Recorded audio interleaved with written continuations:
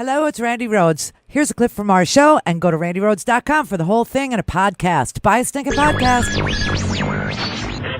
Mary had a little man. The fault. We believe that all men are created equal. To the magnificent mosaic that is America. From radio beacon to radio beacon.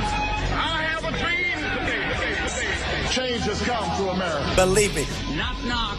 Who's there? It's a figment of your imagination. Randi Rhodes Show. Turn up your mind. What I learned is one thing. Our facilities are cleaner, better kept, and better run. That's the one thing I learned, okay? What? I saw that. Oh.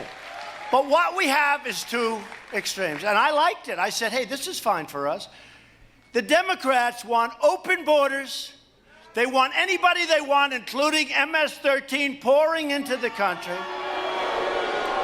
And the Democrats don't like ICE. These are great, brave, tough people. These people are much tougher than MS-13. They don't like Border Patrol. They don't like your police. They don't like anybody. The Democrats want to protect illegals coming into this country, some of whom are not good, some of whom cause lots of problems in the worst possible way. They want to protect illegals coming into the country much more so than they want to protect you, and that's not where we're coming from, okay? All right, then. The way that Donald Trump describes what's happening down on the border in Washington, D.C. is just about as far removed from reality as it could possibly be. There is no crisis on the border. It's about as safe as it can get on the American side. Those are some of the safest cities in the United States of America, despite the violence that's on the other side. If he took the time to pick up his own DEA reports and actually read a couple pages of them, he'd learn that spillover violence doesn't happen. The drugs come through legal ports of entry. And that the young people who he accuses of being MS-13 members are anything but. And at the end of the day, he's tearing apart the fabric of American society down there on the border. So there you have it. And the president just, last night, this speech was insane. That was the little snippet of him talking about the border crisis that he manufactured, which doesn't really exist because, border crossings are at a 46-year low. I don't know if people understand that, but they are. And there was no reason to do this to parents, okay? News 18 states are now suing the Trump administration over the separation of migrant families at the border. This is happening as more than 2,000 children are still waiting to be reunited with their parents. One advocacy group in El Paso is working with 32 parents who have had the criminal charges dropped against them. But they say only 3 have even been able to speak with their kids since they were taken away. Some of them sharing their heartbreaking stories at a news conference. And we want to share a few of those with you now. We'll start with Mario, who says he was shocked to learn he'd been arrested when he arrived from Honduras. He says he has been calling the number for the government provided to contact his daughter, but no one's answering. No one's answering. Muy dañado porque la verdad no sé nada de mi hija. Mi niña hoy está cumpliendo 10 añitos y no puedo ni hablar con ella para decirle que la amo tanto. Miriam is one of the few parents who has spoken with her child. Her 4-year-old son is at a shelter in New York while she waits for immigration proceedings in Texas. She says she didn't have a chance to explain what was happening because she was still asleep when they took her son at dawn. Jesus! Me dijo de migración, aliste a su niño porque lo vamos a llevar. Entonces le pregunté, ¿a dónde lo van a llevar? A un albergue. ¿Pero por qué? Le digo. Porque es que ahora se están separando a los niños de su padre. Y le pregunto, ¿va a estar cerca? ¿Me lo van a devolver cuando me vaya? Sí, le dije que quería hablar con él, pero él está enojado conmigo, no quiso hablar conmigo. Él piensa que yo lo abandoné. Desde que me lo quitaron, no he podido dormir bien, lo extraño muchísimo.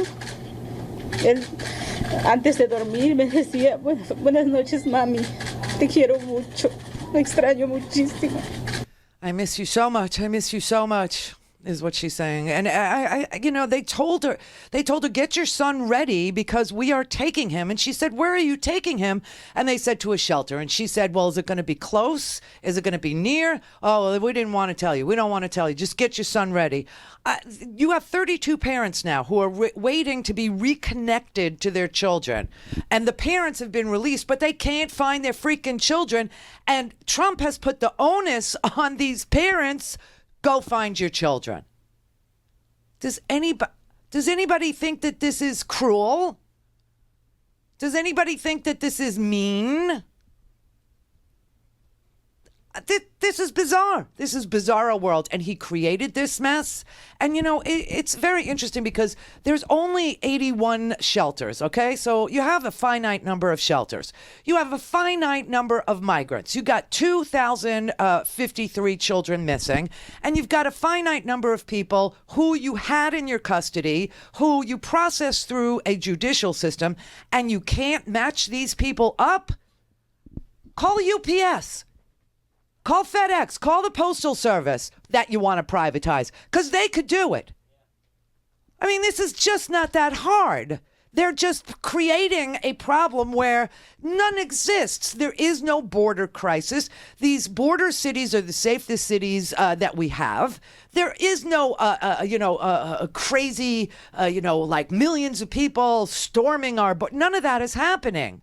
And yet they are separating 2,000 children from their parents and telling them, yeah, we took your kids, but we're not telling you where. If you go to the hospital, the first thing they're going to do, they're going to put a wristband on you. And that wristband is going to have a barcode. And every aspirin they give you and every time they move you from your room to the x-ray department or from the x-ray department to the MRI department, or they take you downstairs for a blood test, they're going to scan you so they know exactly where you are. Some of the hospitals, the more modern ones, actually, when I had my cancer surgery, I went to Sloan Kettering in New York. Unfreaking believable. And when I was in surgery, there was a screen in the waiting room that showed the Howard where I was, what the status was, and when I was moved to recovery, he knew. And then when I was moved from recovery to a place where he could visit or to my room, it comes up on the screen. And yet we don't have the decency to put a wristband on a child. We give a receipt to you if you're arrested for a misdemeanor, a felony, it doesn't matter. And we take your wallet or we take your cell phone. You get a receipt, and yet we take your child. You don't get a slip of paper. You see what I mean? This is sick. This is ugly. This is, oh, by the way, I learned from listening to this poor dad crying his eyes out that the word in Spanish for cruel is cruel. Es el mismo. It's the same. It's all about the accent. Cruel. Yeah, cruel is cruel. You don't even have to translate that one. Holy crap. This is heartbreaking. This is terrifying. I just cannot believe that he gets a crowd in South Carolina last night that actually cheers for this stuff. He unfurls these crazy ramblings in front of a crowd of supporters, and when you get down to it, they're a mirror of his cruelty.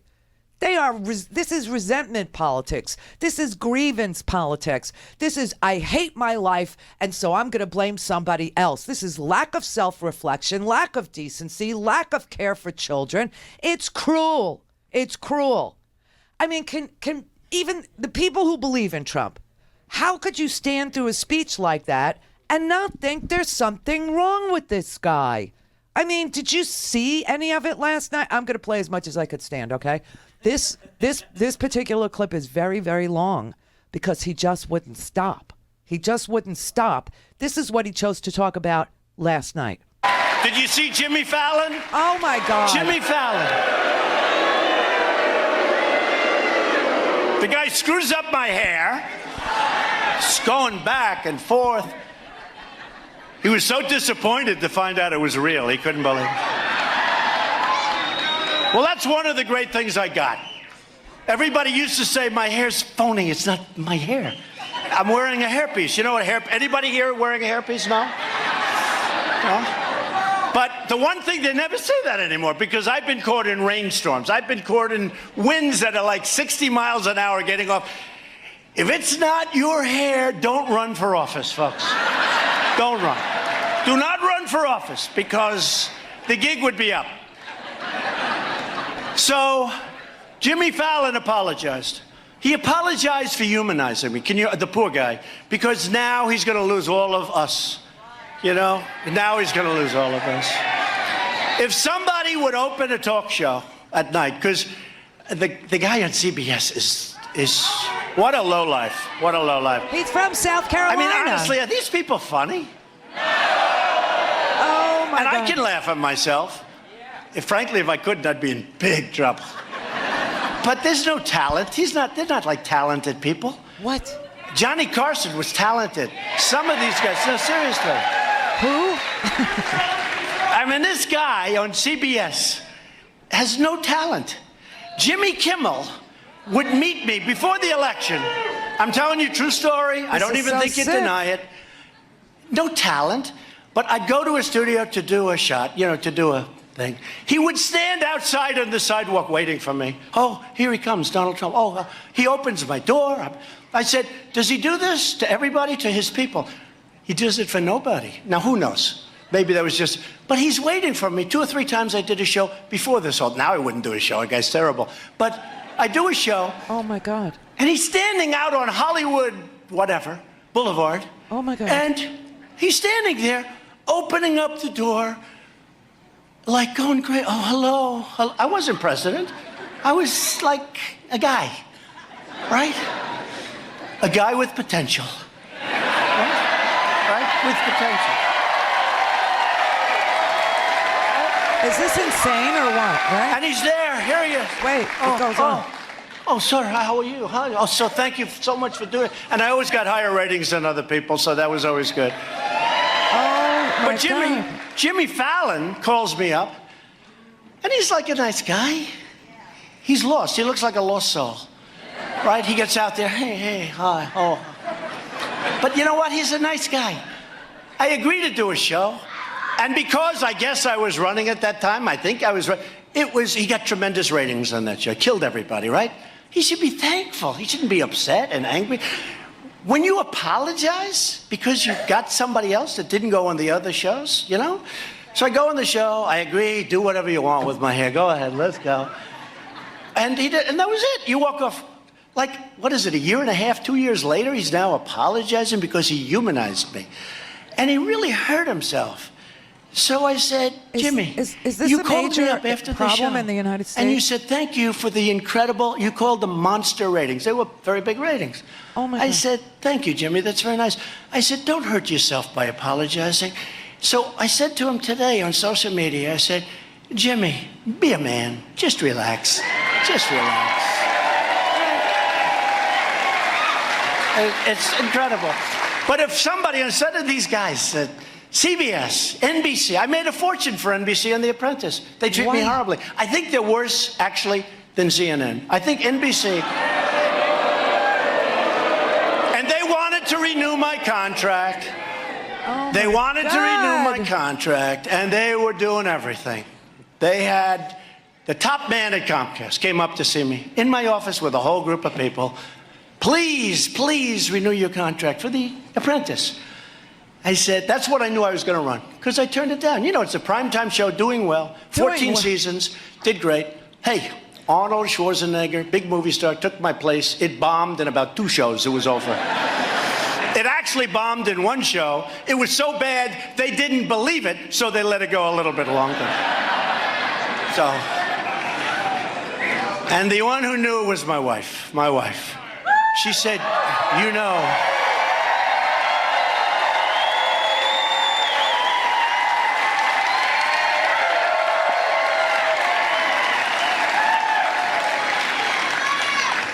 She's very smart. She said, there's nobody that can take your place, don't you? I said, thank you, darling. I appreciate it. How smart is that?